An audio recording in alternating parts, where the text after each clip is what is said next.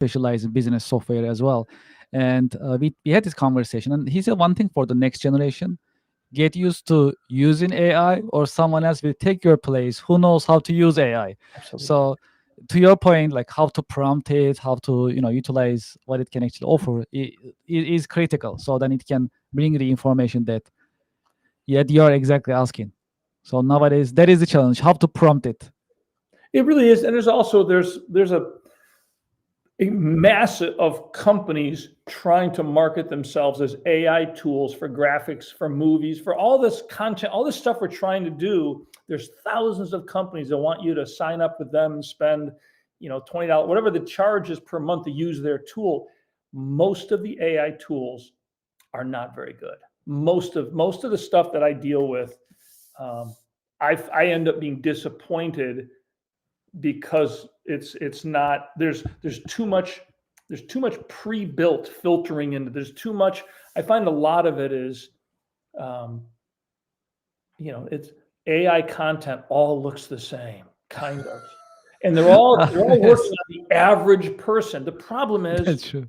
average people don't stand out. And, for us, I'm a big believer in, shout from the roof when you want to make a point, or you got to be different. In Yes. today's business climate, everybody has access to pretty good talent. Everybody's got access. I mean, most people actually, financial access now has gotten a lot easier.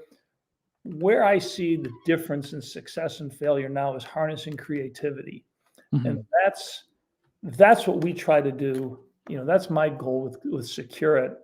At the end of the day, the only reason I'm beating my competitors is because I'm more creative than they are. That's the name of the game. So everything that we do with our people, I'm looking at AI, is how do you get more creativity? The problem with AI is it takes all your creativity and gives you a result that looks like everybody else's. Yes. So I quite often will create content with AI, load it up into Final Cut Pro, which is a video editing software tool, and we go back in, and then now we will punch it and we'll make changes to it to make it more human. Sometimes mistakes, not big mistakes, but subtle cues and things you do is like, it's real, because people don't want to listen to an AI person. They just don't. And there's a point where we won't tell the difference. We're probably 6 months to a year where kids who are scrolling, doom scrolling on their phones on whatever Instagram and stuff. Yes. When all of a sudden one day we all wake up and nobody knows if what they're looking at is real or not. Nobody knows. Does it all stop? Do people stop spending hours on their phone, wasting time? I don't know. It's we'll see. That's a great point, though.